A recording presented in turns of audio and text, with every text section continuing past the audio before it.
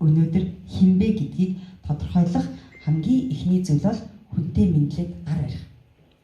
Тэгэхээр гар барих талаар цөмөр ярив. Тэгэхээр нэг хүн агийн гараад ирдэг. Агийн гараад ирдэг. За гар барих бол ерөөсөө биднийг илэрхийлж яадаг хамгийн ихний үзүүлэлт ахна шүү дээ. Би хүнтэй яаж гар барих вэ? За тэгэхээр бидний одоо заагийн гараа хэлний барь да.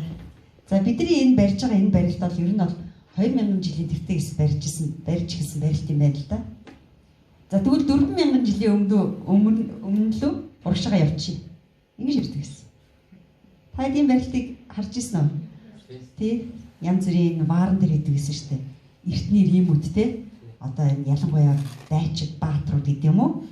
Тэд нар ингэж ингэсэн юм зураг гэдэг. Яг гэхээр тэд нар голдуу нөгөө дайн байлдаа янз бүрийн ингэж бэлтгэл сургалт хийснийхаа дараа хоорондоо ингэж хинбэ гэд те хүчний дасгал хийсний дараа дандаа ингэж ярьд юм байна. Тиймгүүд энэ барилт маань өөрөө хин гар нь хүчтэй байна. Тэр нь давмгаалт. Өөрөөр хэлбэл ингэж гарч ирвэл би одоо жишээлбэл найрын одоо жоохон өндөрт сууж хамгийн ихний одоо юу гэдэг хоол унд цартаас хүртэн гэсэн байхгүй. Тэгж илэрхийлэгддэг. Өөрөөр хэлбэл энэ илүү хүчтэй байгаагийн шинж. Өөрөөр хэлбэл эзэрхийлэл нь энэ хүнд байна гэдэг. Ийм юмыг илэрхийлдэг гэсэн юм. За орчин үед яадаг вэ гэхээр гар барилт. Бүх бизнесмен, бүх хүмүүс голдуу гар барьдаг тийм үү? Гар барьд мэнжилдэг тийм. За энэ гар барилтан дээр бид нар юуг мэдэх вэ гэхээр хоёр зүйлийг аюул сайн анхаарах хэрэгтэй. За нэгдүгээр гарын одоо хэлбэр байх нь, хоёрдугаарт дээр доор хүч байх хэрэгтэй байх нь. Ямар барьсан барилттай дээр нь хүч. За тэгэхээр барилтын талаар ярил л да. За жишээлбэл агийн дээр гараа ирчин тийм үү? За 0-аас 10 хүртэл үнэлээ энэ гар барилтыг. За энэ ямар барилттай? За агийн одоо жишээлбэл би эмэгтэй хүн байна шүү дээ. Эмэгтэй хүмүүс голдоо гар барихтай тэгж их чанга барьдгүй те. За агийн миний гарыг ярьтаа сайн байна уу? За миний барилтыг хэдээр үнэлж чинь? Агийн 5. Өөрийнхөө барилтыг хэдээр үнэлж? 10 те. За 5-аар үнэлж чинь 10-аар үнэлж чинь. Өөрөөр хэлбэл эмэгтэй хүн эрэгтэй хүнтэй гар барихад яг адилхан 10 байх хэрэгтэй.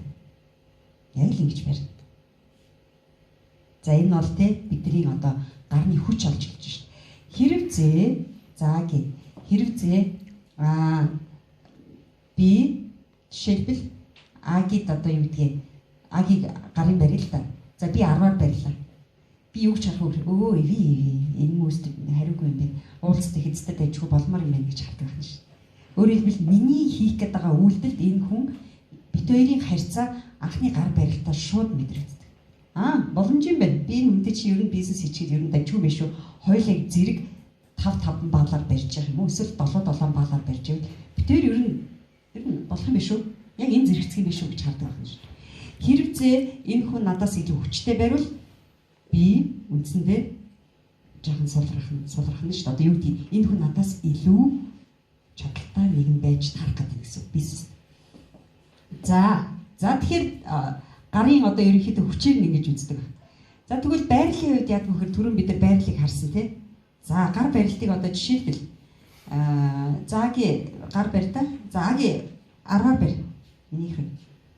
За 10-аар барингууд миний гар сулраад ирэхлээр агийн гар өөр ирэхгүй дээдх гардаг. Ер нь. Та анзаарч байгаарай. Анзаараарай ер нь хүмүүс. Бид нар энийг анзаардаггүй. Яг тэр чанга барьж байгаа. За агийн сул барь. За. Сайн байна уу? Тэгэхээр заавал дээрээ гарч байгаа. Чанга барьж байгаа, атгаж байгаа энэ атгалт бол яалтчгүй одоо сул атгалтын дээр гардаг учраас юу гэж харагддаггүй гэхээр уулзалт яа боломж юм байна гэдэг ийм юу харагддаг ахна шүү дээ. Окей, чи тэр яриа ихэдтэй яг би чамайг олоос нэг жаахан барчих юм шиг надад ч юм уу тий.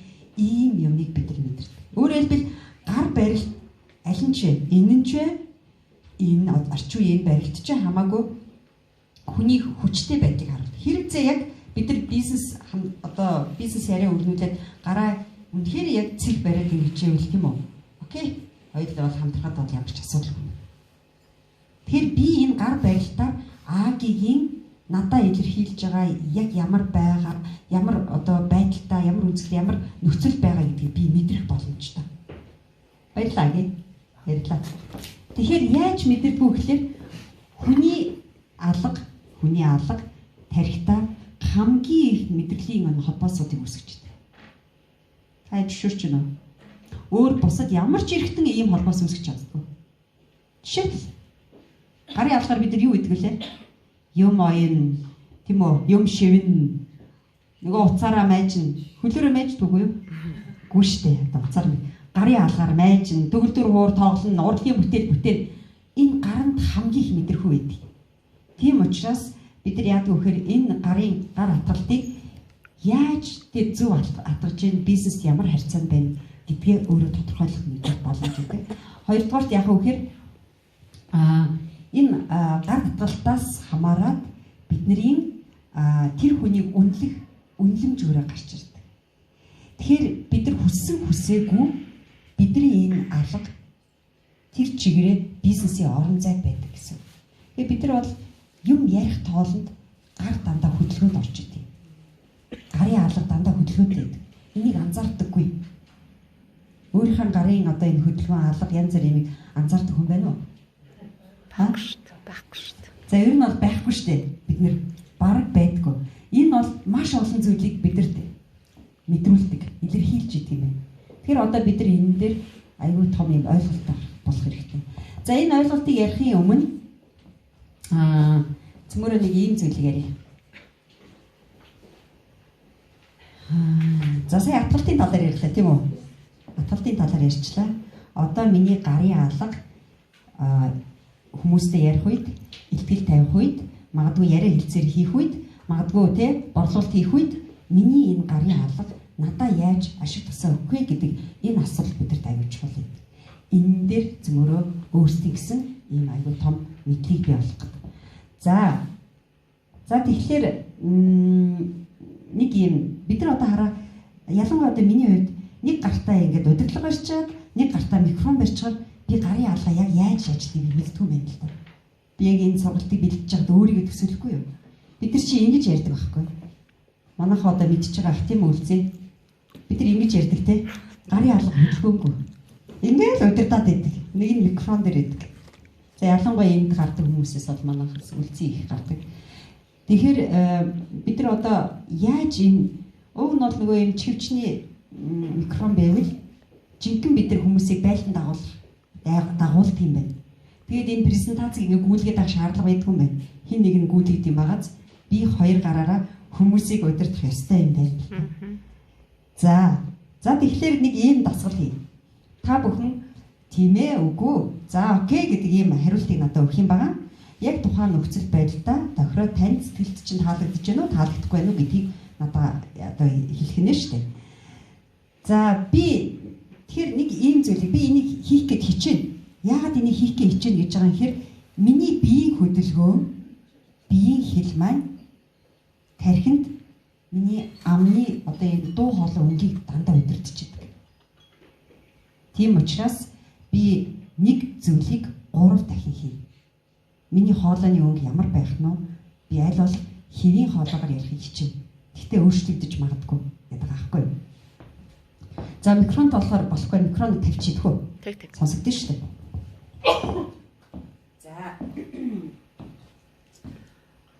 За тэгэхээр зааланд ирсэн хүмүүс за ялангуяа барамтлын энэ сууж байгаа улсууд ийшээгээ суугаад энэ сууж байгаа улсууд ийшээ суугаад хойд сууж байгаа улсууд наашаага ирж суугаад за урд сууж байгаа улсууд хаач хамаагүй очиж суугаарай.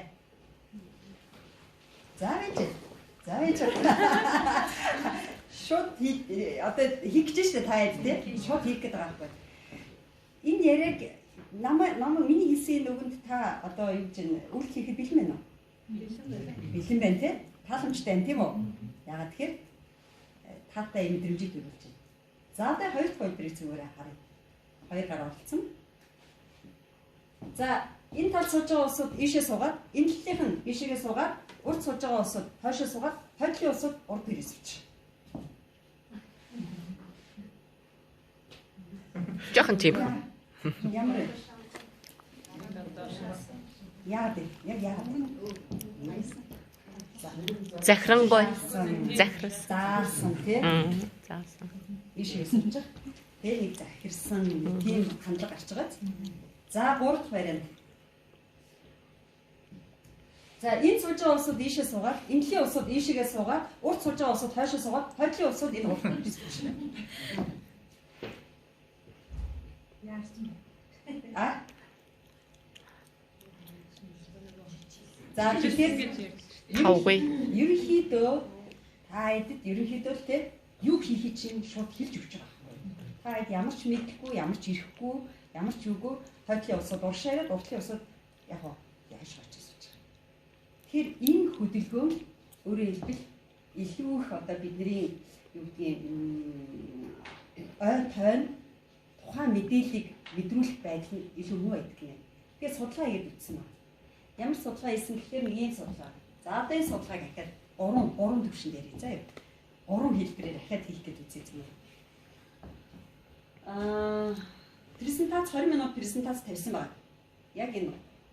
Гэхдээ презентац тавихдаа сууж байгаа хүмүүс нь 3 ондоо хүмүүс. Тавьж байгаа юм нэг л хэлсэн, нэг л хүн хэлсэн. Гэхдээ 3 ондоо өгүүлгээр ярьсан байна ш. Тэр нь дандаа гарын алга дэшээ доошоо энэ бороо хийсэн байна ш. За окей. За цөмөр айныг турших гээд үзье те. Туршаад үзье. За энэ презентац бай гэж бодъё тийм үү? За энэ хамгийн доотлын хүснэгт энэ хамгийн доотлын хүсэгт хэн хэрэгтэй юм гэхээр надад хэрэгтэй, танд хэрэгтэй, та нарт хэрэгтэй, цаашлаад Америкт хэрэгтэй, Австралид хэрэгтэй, Африкт хэрэгтэй. Бүгдийг нь хэрэгтэй. Гэж 20 минут ярьсан байна тийм нэг юм хөдөлгөөн. За хоёр дахь хүн болохоор яаж ярьсан гэхээр за энэ хамгийн доотлын энэ хүснэгтийн хэлбэр надад хэрэгтэй, танд хэрэгтэй, танд хэрэгтэй, тэгээ цаашлаад бүх дэлхийд хэрэгтэй, Америкт хэрэгтэй, Австралид хэрэгтэй, Африкт хэрэгтэй гэж ярьсан байна.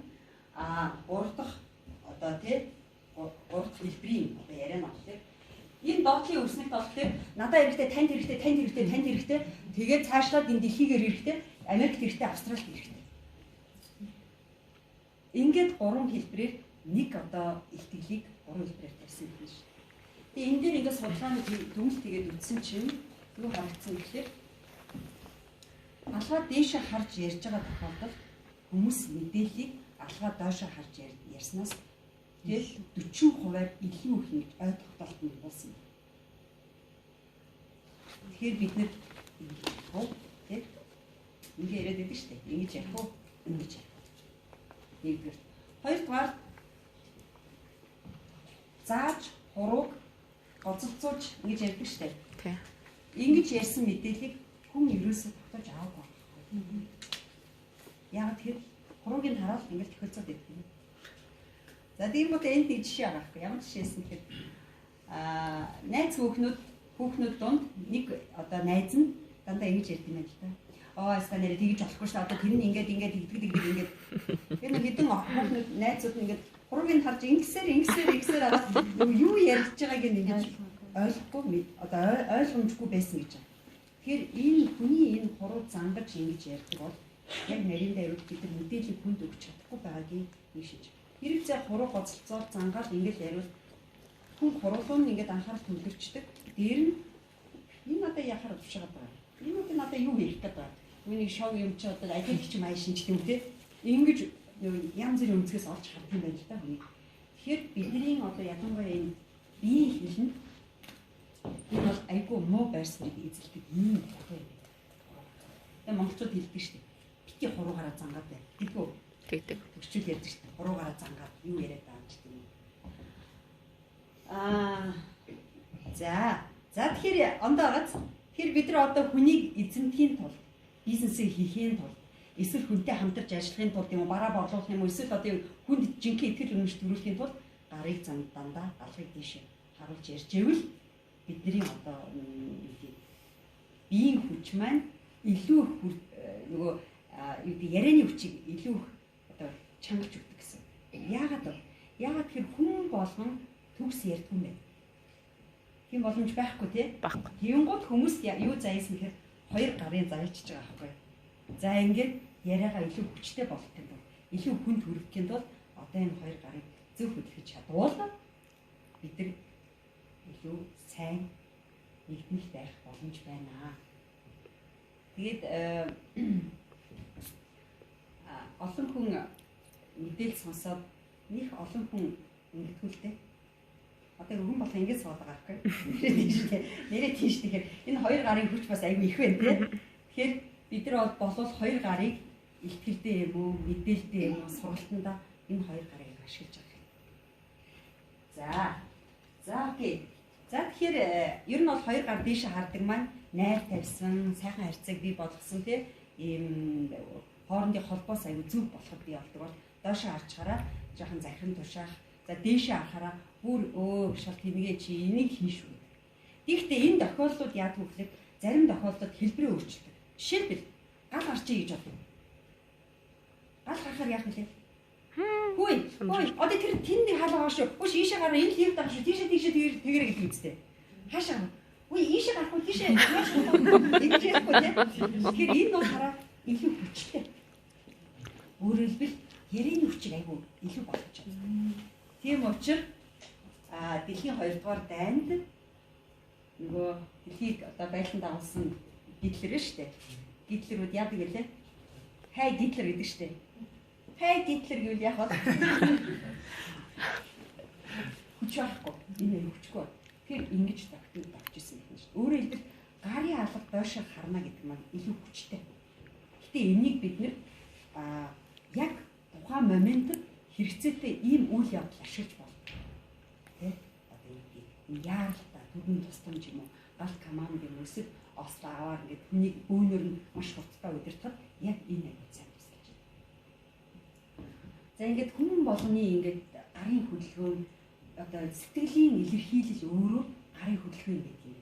Тэгэхээр одоо бид нар үүнээс хойш түүнээс цааш хүн яг яаж ярьдгийг, гар нь яг яаж хөдөлгөнийг гэдгийг мэдэж авах хэрэгтэй болж таарч байна тийм. Үнэл дүгнэлт хийхэд аягүй төхөн болж гэж байгаа хэрэг. За тэгэхээр дэлхийн томчууд яаж хөдөлгөө гэхээр одоо жишээлбэл Обама ингэдэм байна л да. Одоо хуучин юу байсан шүү дээ ерөнхийлөгчөөс Америкуудаа тийм Америкчуудаа тийм би та нарыг тийм сайхан амьдрал ингээд тийм дагуулна. Би та бүхэн бүгдээрэнд нь хайртай. Ингээ аав ээжгээ хан дүүшгээ зөмөр ингээ хамтдаа байх шүү. Ингэж тэгтэр байна. За Обамагийн яг энэ яриаг зөмөр ингээд өгье.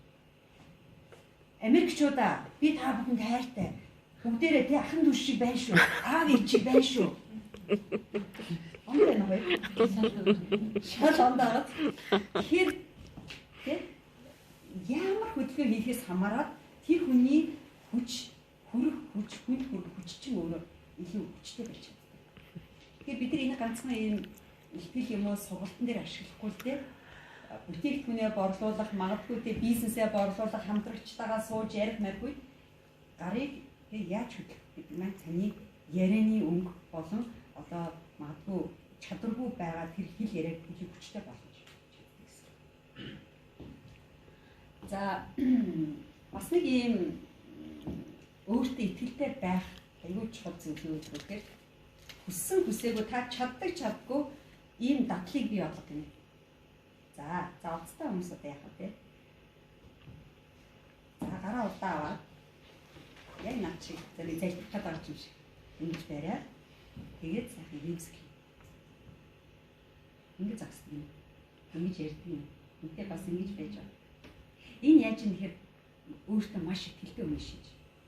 Тэгэхээр энийг одоо юу гэж хэлж яах вэ гэхээр та энэ дадал зуршил болоогүй гэж магадгүй хамаагүй энэ хийгээл. Итгэлтэй өөртөө итгэлтэй юм шиг, итгэлгүй юм хүртэл итгэлтэй юм шиг өөртөө тийм санагдуул гэж байгаа байхгүй. Ингээс бодоод ахлаар та өөрөө ирэхгүй амар итгэлтэй бол. Магадгүй та итгэлтэйгээр хүндүү инээмсэглээд ингээд ярьж чадвал өөрийнхөө сэтгэл хөдлөлийг барьж чаддаг юм. Ямар ч тохиол өөрийнхөө сэтгэл хөдлөлийг барьж чаддаг. Дээр нь та улс төр болох бэлэн болж байна гэсэн байна.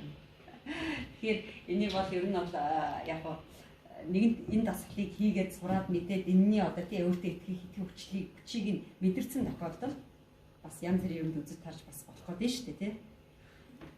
За ингээд ийм хэлний талаар бас бидэнд аюул хэрэгцээтэй байж магадгүй энэ цөөхөн эдийн засгийн талаар ярьлаа. Тэгээд асуулууд хийж байгаарай. Итгэлийг бий болгоорой. Өөртөө тийм итгэлтэй байх гэдэг боломж байна. Хүнийтэй үнэлэх, хүнд яриагаа хүргэх, хүчтэй ярих, биеийн энэ хэлээр өөр одоо юу гэх хүмүүсийг эзэмдэх ийм бас боломж бас байдаг юм байна. Тэгээд анхаарал тавьсан та бүхэнд баярлалаа.